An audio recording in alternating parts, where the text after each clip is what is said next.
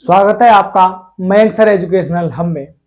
बच्चों, आज की इस क्लास में हम कक्षा 10 की विज्ञान का चैप्टर नंबर 13 हमारा पर्यावरण स्टार्ट करने वाले हैं। नई किताब के अनुसार यह चैप्टर 13 है, पुरानी किताब के अनुसार 15 है। तो बच्चों, चैप्टर का नाम है हमारा पर्यावरण यानी कि अवर एनवायरमेंट। अब आप पहली बात तो ये याद रखिएगा, बहुत ही आसान पाठ है जिसको पढ़ करके आप अच्छे से नंबर प्राप्त कर सकते हैं और नंबर भी बहुत ज्यादा ही है। 5 नंबर का ये चैप्टर है, तो 5 नंबर आपको प्राप्त करने ही करने हैं। हमारी इस क्लास में हम बहुत ही आसान और सरल शब्दों में इस चैप्टर की व्याख्या करेंगे और इसे समझने का प्रयास करेंगे। तो बच्चों, जब हमारे दिमाग में सबसे पहले एक वर्ड आता है पर्यावरण और आखिरकार पर्यावरण क्या है, तो आप बहुत छोटी सी क्लासों से पढ़ते आ रहे हैं कि पर्यावरण जो है वह नॉर्मली 2 वर्डों से मिलकर के बना हुआ है। एक हो गया आपका परि और एक हो गया आपका बच्चों आवरण। और परि का जो अर्थ होता है वह होता है चारों ओर, और आवरण का मतलब आप जानते ही हैं, जिसने जो कोई चीज हमें ढक रही है उसे सामान्यतः क्या कहा जाता है? आवरण। तो हमारे चारों ओर का वह आवरण या जिसने हमें घेरा हुआ है क्या कहलाएगा बच्चों? पर्यावरण। तो यही परिभाषा मैंने लिखी हुई है कि वे सभी चीजें जो हमें घेरे रखती हैं क्या कहलाता है बच्चों? पर्यावरण कहलाता है। अब यदि आप गौर से अपने चारों ओर देखेंगे तो आप ये पाएंगे कि इस पर्यावरण में नॉर्मली 2 प्रकार के कंपोनेंट्स यानी कि घटक हैं। एक है लिविंग कंपोनेंट्स यानी कि जैव घटक, और एक है बच्चों नॉन लिविंग कंपोनेंट्स अर्थात आपके अजैव घटक। तो जैव घटक का मतलब क्या होता है बच्चों?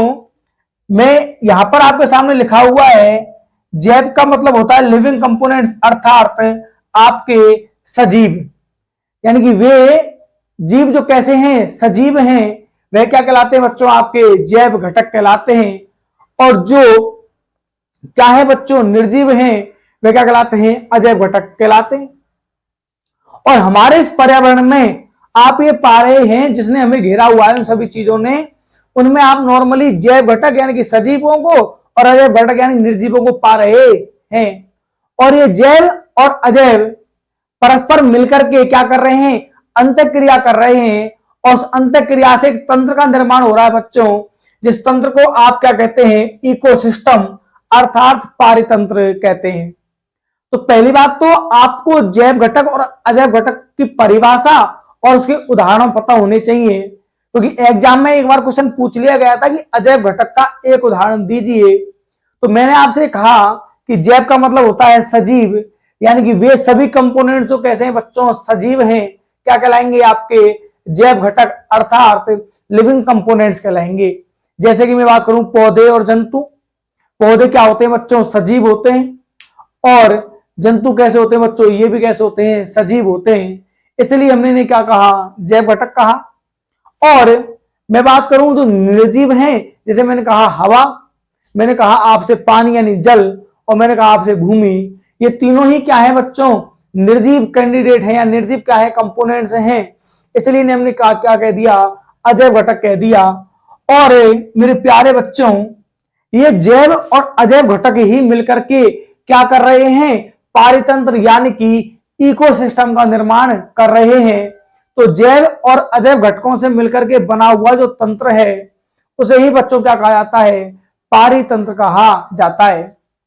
अब जब भी हम कोई टॉपिक पढ़ते हैं तो फिर हम बात करते हैं इस टॉपिक के प्रकारों की, और आप बहुत छोटी सी कक्षाओं से ही आप पढ़ते आए हैं प्रत्येक चीज के 2 प्रकार तो सामान्यतः होते ही हैं।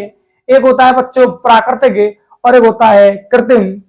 तो यहां पर भी यदि मैं बात करूं पारितंत्र के प्रकारों की, तो एक तो हो गया बच्चों प्राकृतिक पारितंत्र और एक हो गया आपका कृत्रिम यानी कि मैनमेड, जिसे सामान्यतः मानव निर्मित भी कहा जाता है। तो प्राकृतिक पारितंत्र का मीन क्या है? देखना बच्चों, आप पारितंत्र का मतलब तो जानते ही हैं, जिसमें लिविंग और नॉन लिविंग कंपोनेंट्स क्या करते हैं? अंतःक्रिया कर रहे हैं, वो क्या कहलाएगा? आपका पारितंत्र कहलाएगा। लेकिन जब जैव और अजैव घटक मिलकर के क्रिया करें और एक ऐसे क्षेत्र में करें जो प्रकृति के द्वारा हमें प्रदत्त हो, तो उसे कहा जाएगा बच्चों प्राकृतिक पारितंत्र। जैसे मैं आपसे एग्जाम्पल की बात करूं तो आपके सामने एग्जाम्पल लिखा हुआ है वन। अब आपने वन देखे होंगे या जंगल देखे होंगे। जंगलों में क्या होते हैं बच्चों, पेड़ पौधे होते हैं। तो पेड़ पौधे क्या हो गए, आपके लिविंग कंपोनेंट्स यानी जैव घटक हो गए। और वहां पर पाई जाने वाली जो मिट्टी है वह मिट्टी कैसी होगी बच्चों, अजैव घटक हो गई, यानी कि नॉन लिविंग कंपोनेंट हो गई। और ये लिविंग और नॉन लिविंग कंपोनेंट जब पाए जा रहे हैं तो वह क्या कहलाएगा बच्चों, इकोसिस्टम कहलाएगा। और चूंकि प्राकृतिक है या नेचुरल है, इसलिए इसका नाम क्या पड़ गया, प्राकृतिक पारितंत्र। तो आपसे पूछा जा सकता है कि एक प्राकृतिक पारितंत्र का उदाहरण दीजिए। दूसरा यदि मैं बात करूं यहां पर सागर की यानी समुद्रों की, तो आप जानते हैं कि सागरों में क्या होता है, पानी नॉर्मली। तो पानी जो है वह क्या है बच्चों, एक अजैव घटक है और उसके अंदर जो जीव पाए जा रहे हैं वो जीव क्या है, सजीव हैं। इसलिए वे क्या बन गए, जैव घटक। और जैव और अजैव दोनों घटक मिलकर क्या बना रहे हैं, प्राकृतिक पारितंत्र यानी कि सागर का निर्माण कर रहे हैं।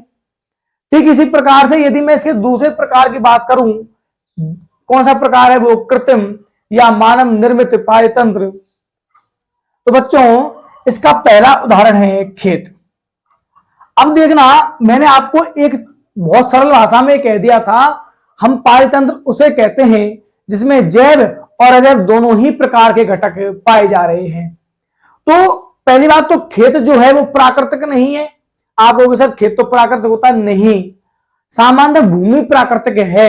आपने नॉर्मली आपने अपने आसपास भूमि देखी होंगी, वह जो है मान लीजिए आप किसी भूमि पर खेती नहीं कर रहे, और जब तक आप उस भूमि पर खेती नहीं करेंगे क्या आप उसे खेत कहेंगे, नहीं कहेंगे।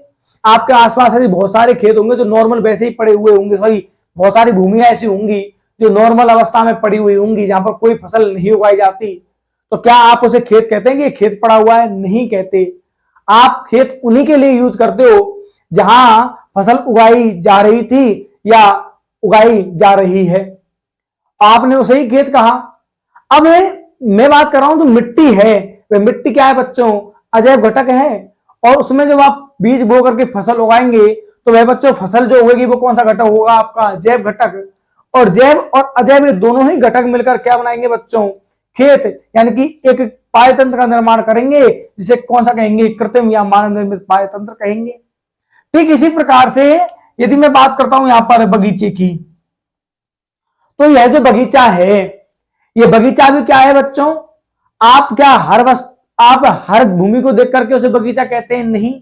आप अपने आसपास घूमने के लिए जाते होंगे बगीचों में, आपने पाया होगा कि पहले वह बगीचा जो था ऐसा नहीं था जो समय वर्तमान रूप में है। मान लीजिएगा आपके पास कोई भूमि है, उस भूमि को पहले उसको ऊपर कुछ नहीं है, नॉर्मल खाली पड़ी हुई है।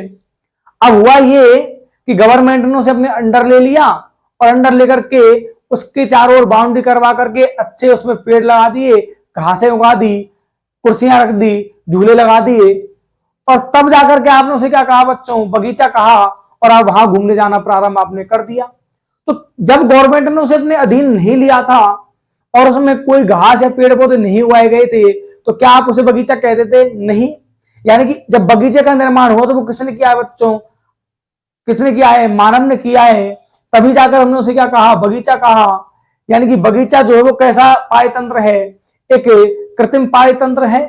तो आपसे यहां पर जो चीजें पूछी जाएंगी इस चैप्टर से बहुत आसान आने वाली हैं। आपसे पारितंत्र की परिभाषा पूछी जा सकती है, प्रकार पूछे जा सकते हैं, या कोई भी एक एग्जाम्पल पूछा जा सकता है कि बताइए भैया कृत्रिम पारितंत्र का उदाहरण बता दीजिए या अजैव घटक का उदाहरण बता दीजिए। और ये तो पूछा भी गया है एक बार एग्जाम में कि अजैव घटक का उदाहरण दीजिए। तो आपको बहुत छोटी छोटी चीजें जो हैं वह अच्छे ढंग से आपके दिमाग में आनी चाहिए। तो आज की क्लास में आपने अभी तक पर्यावरण पढ़ लिया है, आपने पारितंत्र के बारे में अध्ययन कर लिया, आपने पढ़ा कि पारितंत्र दो प्रकार का होता है, एक होता है प्राकृतिक पारितंत्र, एक होता है कृत्रिम पारितंत्र। प्राकृतिक पारितंत्र के आपने एग्जाम्पल देखे वन और सागर, आपने कृत्रिम पाचन के एग्जाम्पल देखे, खेत और बगीचा। फिर आपने पढ़ लिया कि सामान्यतः पाचन जो होता है यानी इकोसिस्टम जो होता है वह दो घटकों से मिलकर के बना होता है, यानी इसके दो कंपोनेंट्स होते हैं, एक लिविंग कंपोनेंट्स अर्थात जैव घटक, दूसरा आपने पढ़ा नॉन लिविंग कंपोनेंट्स अर्थात अजैव घटक। तो जो सजीव है वो जैव घटक है और जो निर्जीव है वो अजैव घटक है। मतलब पौधे और जंतु कैसे हैं बच्चों? सजीव, इसलिए यह लिविंग कंपोनेंट्स यानी कि जैव घटक कहलाते हैं। जबकि आपका हो गया हवा, जल और भूमि, ये क्या है? आपके नॉन लिविंग अर्थात निर्जीव घटक हैं, इसलिए हमने इसे नाम क्या दिया? अजैव घटक नाम दिया। तो आज की क्लास में हमने केवल सामान्य जानकारी पढ़ी है हमारा पर्यावरण को लेकर। अगली क्लास में हम बात करेंगे उत्पादक और उपभोक्ता क्या होते हैं, आहार जाल क्या है, आहार श्रृंखला क्या है, कुछ ऐसे अच्छे टॉपिक्स के बारे में हम चर्चा करने वाले हैं। तो आशा करता हूं कि आज की यह क्लास आपको अच्छी लगी होगी और आपने अच्छे से समझने का प्रयास भी किया होगा। मिलते हैं अगली क्लास में एक नए टॉपिक के साथ और मजेदार टॉपिक के साथ। तब तक अपना और अपने परिवार का ध्यान रखें। नमस्कार, जय हिंद।